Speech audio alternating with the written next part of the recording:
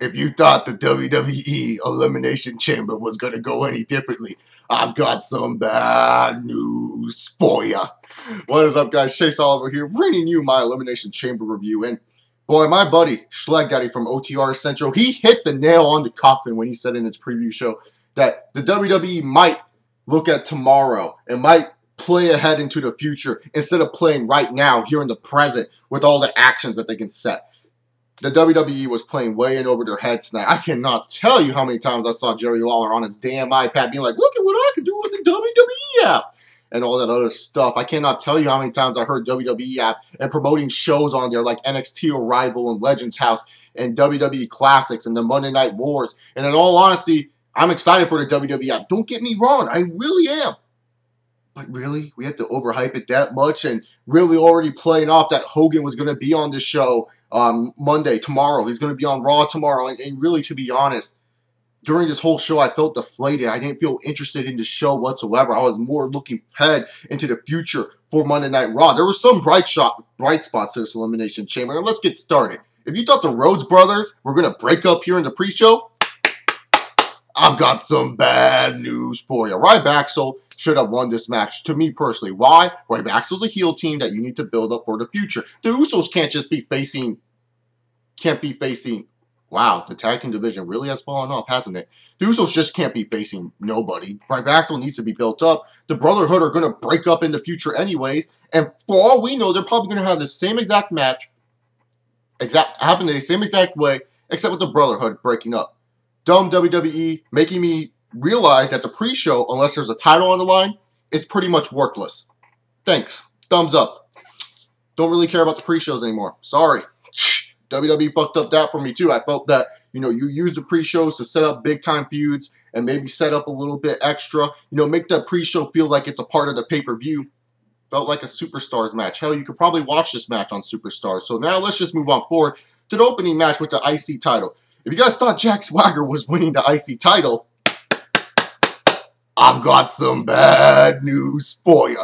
Jack Swagger was not winning the IC title. I don't know where people got this idea from. He was not winning the IC title here tonight. Biggie Langston has more out of him than Jack Swagger. Jack Swagger, really, to be honest, the WWE has given up on him. Biggie Langston has more mileage and has more of a personality to me than Jack Swagger. Yeah, people are like, well, Jack Swagger and Cesaro, does that really need a title to freaking make the feud interesting? I feel WWE can do that easily enough. I don't know after what happened with Antonio Cesaro tonight. But what I will say is that this was a standard match. It was a TV match. It didn't feel like it was a pay-per-view match. There were some good spots here, but it just didn't feel like a pay-per-view match. It felt like it was a Monday Night Raw match, and all I was missing was some commercial breaks in between. That's what this match felt like, and I didn't really care for it. Move on forward to the tag team title match. The Usos weren't going to win here. We all knew this. New Age Outlaws win in a cheap roll-up fashion. Oh, I feel bad for the Usos. Building up to when the Usos finally win at WrestleMania 30. Predictable. We knew that was going to happen. This match, once again, just like the IC title match, felt like a Raw match without commercials. All right. Titus Young and Darren O'Neill. Titus O'Neill and Darren Young. See, I just got their names mixed up. Oh, God. This match was terrible. The fans were not interested in this match. And, I find it funny that a lot of us internet fans come on here and we say, push the new talent. Push the younger guys. And two younger guys are in the middle of the ring. And these idiots are chanting for We Want Ziggler, a guy who has won, 2 World Heavyweight Championships? He's won 2 of those things, right? A guy that has been in the main event scene before. Yes, he's been in the main event scene. I know a lot of you guys don't realize this, but Dolph Ziggler has been in the main event scene, and ultimately, he failed as a main eventer. He did. You guys can say, well, he got a concussion. So what? Yeah, he got a concussion, but he didn't come back as strong as the WWE expected him to. The fans dwindled down from the excitement of Ziggler winning the World Heavyweight Championship the night after WrestleMania. They did, and you cannot deny it. Go watch the video evidence of what happened. And I find it just horrendous that nowadays the WWE cannot even book a feud that was pretty much a SmackDown exclusive feud. This is horrendous. I mean, the fans should not be fucking chanting We Want Ziggler and all these other stupid fucking chants during a match where there are younger stars being made, because that just makes you sound like hypocrites, and it proves the point even more that the IWC loves nothing more than vanilla midgets.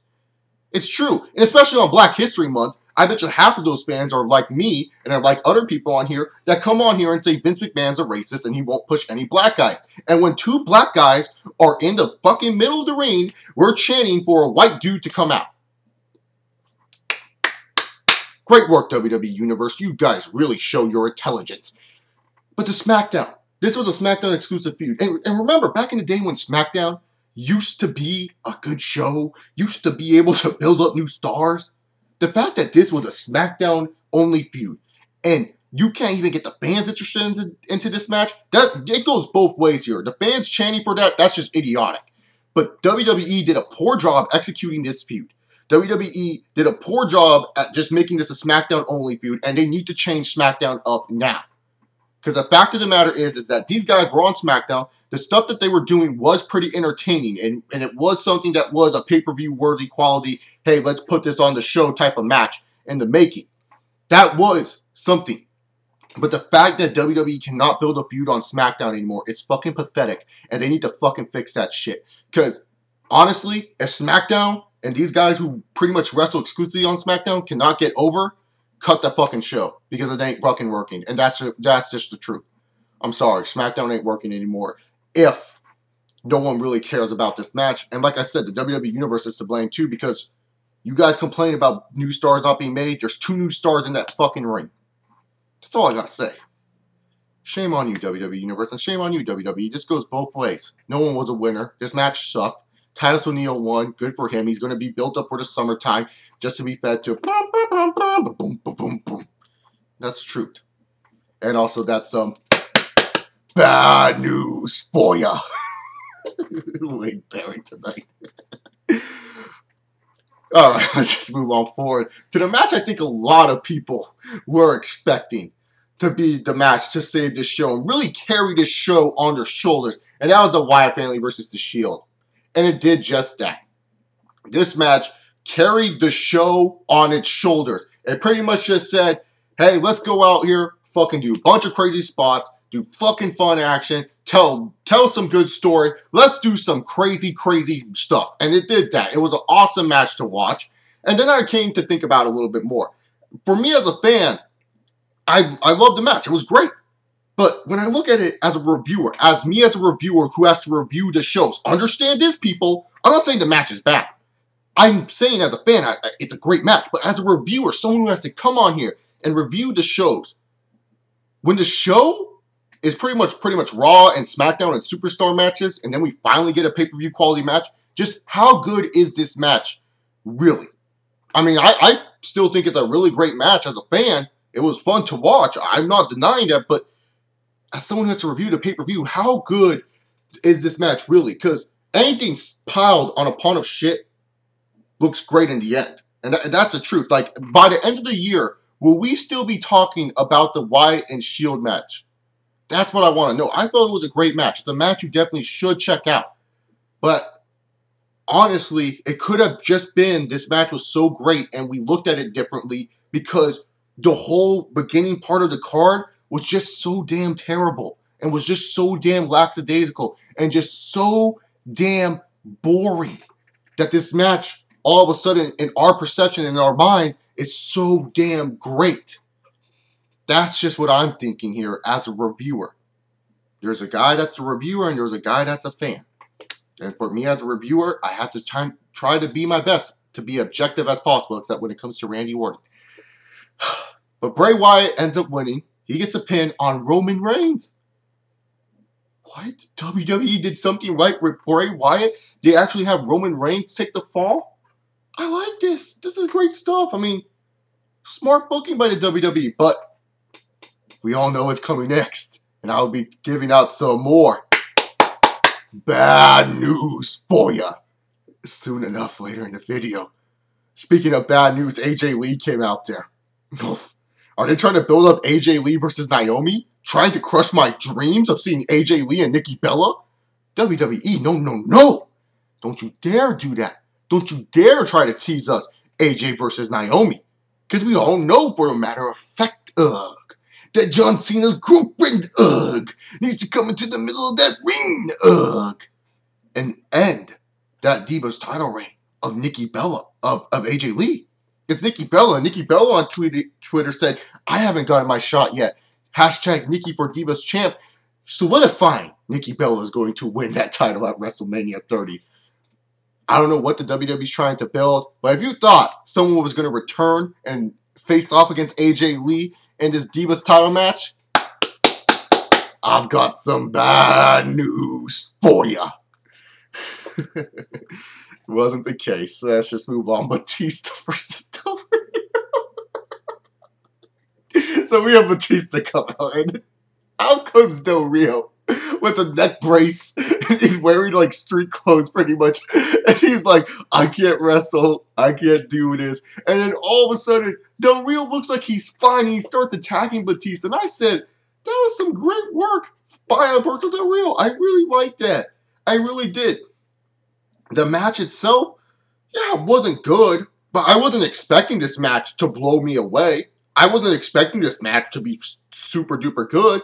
I was saying, this is Batista's first legit match back in the WWE in a while. This is. He's still not in ring shape. He needs to get into ring shape. That's the truth. Batista needs to fucking lose some damn weight first. He's not in ring shape at all, Batista. That's a matter of fact.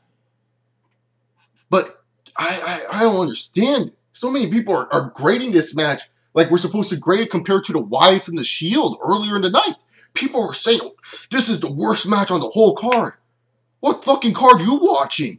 Because Titus O'Neil and Darren Young was way worse. And the Divas match was way worse.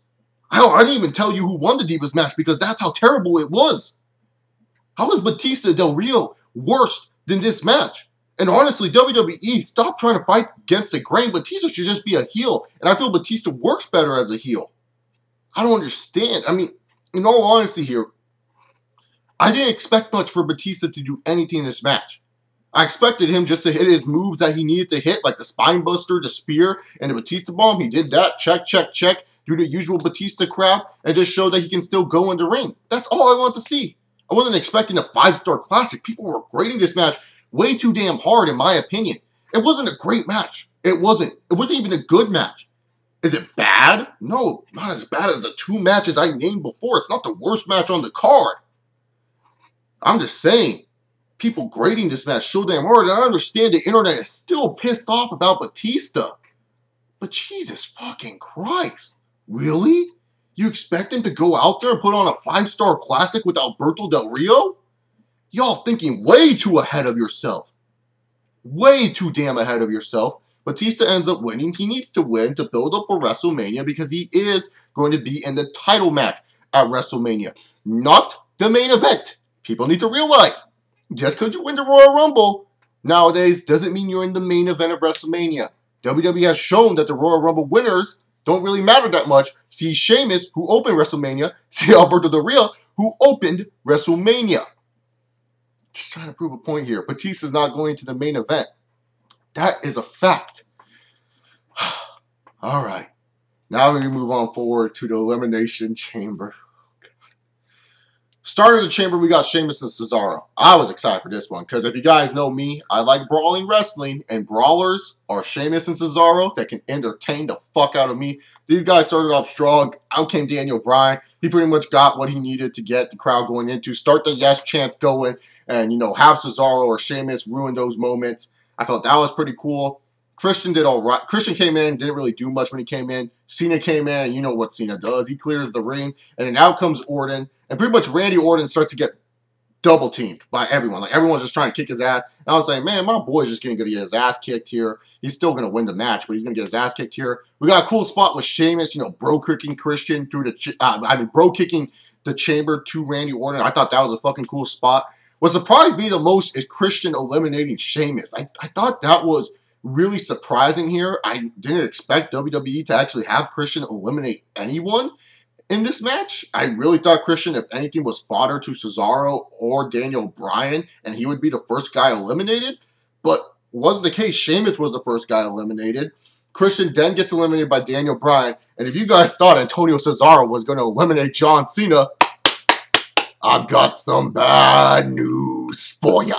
Because that wasn't the case. That wasn't the case whatsoever. Because fucking Antonio Cesaro, he looked good in this match, but didn't look too extremely good. And that's what pissed me off. And it just pretty much showed WWE, as much as us fans like Antonio Cesaro, they want Cena to look strong. And this chamber match, where we got all 6 guys in the chamber at once, where elimination did not happen until near the end of the match, was actually doing pretty good. And then they got shitty in the end. Because once Cena eliminated Cesaro, the Wyatt families come out. Oh, we didn't see this fucking coming. The Wyatt family attacking John Cena. And now I can say it. If you were expecting the Wyatt family to beat John Cena at WrestleMania 30, I've got some bad news for you. Setting up Cena and Wyatt at WrestleMania 30. That's pretty much what this match is for, to set up our main event for WrestleMania 30, which will be John Cena and Bray Wyatt. That's all it was for. What the fuck? Really? The Wyatt's just attacking people all random. What? I still don't understand sometimes what WWE thinks, but so Cena gets eliminated by Randy Orton, of course. And then here comes Daniel Bryan. And people thought Daniel Bryan was going to win this match. If you thought Daniel Bryan was going to win this match, I've got some bad news for ya. Daniel Bryan was not going to win this match. You guys knew this already. If you guys watch any wrestling reviews, know anything about professional wrestling, who is a guy that does not have a championship right now, who is a big-time player in the WWE, considers himself the biggest face in the WWE, has his own DVD, has his own workout book, created 2 of the greatest factions of all time. There's only one man, that can face Daniel Bryan, at WrestleMania 30, and that is the game, Daniel Bryan wasn't going to win this match. He was not. The WWE was using this match to set up Daniel Bryan and Triple H. Everyone's like saying, oh no, it's going to be Daniel Bryan and Kane. Daniel Bryan and Kane can happen on Raw. Triple H needs his WrestleMania payout. And who's the hottest guy in the company right now? Who's the guy that Triple H needs to show who's best for business? Daniel Bryan. This is Triple H we're talking about here. This is the game. He always needs to do this. If there's someone super hot right now, Triple H needs to show us who is the real deal and bury that motherfucker. And that's the truth. It's sad to say, but it's the truth. That's how Triple H has been and always will be. Daniel Bryan lost. It loses to Randy Orton. Randy Orton is going to face off against Batista at the WWE Championship. We're going to have Daniel Bryan and Triple H at WrestleMania 30. And our main event's going to be John Cena and Bray Wyatt. Throw in a bunch of other random matches on there. There's your WrestleMania 30 card. Hell, maybe we're lucky Undertaker and Sting. In all honesty, the WWE was looking into the future for this Elimination Chamber card, instead of looking to make this card the best it could be and doing something outside of the box. They pretty much made this a really predictable show. A show that pretty much almost anyone who does YouTube videos or knows a lot about wrestling knew what's going to happen. Yeah, you could say it's same old shit, same old business, but honestly, this is what they do. Monday Night Raw, guarantee you tomorrow when I come on here, I'm going to say it's a great episode, because it will be. Because they're going to have the almighty Hulkster return, brother. They're going to have the Undertaker return. They're going to set up the matches in the ways that we're going to like. We're going to get some excitement. The feeling of WrestleMania is in the air. And as a wrestling fan, I'm excited for WrestleMania. I don't give a fuck what the card looks like. I'm excited. But as a reviewer and someone who has to review this shit, I'm not so damn excited. And that's the truth. Anyways, guys, if you're expecting Elimination Chamber to be a good show tonight, all I've got to say to you is, I've got some bad news for ya.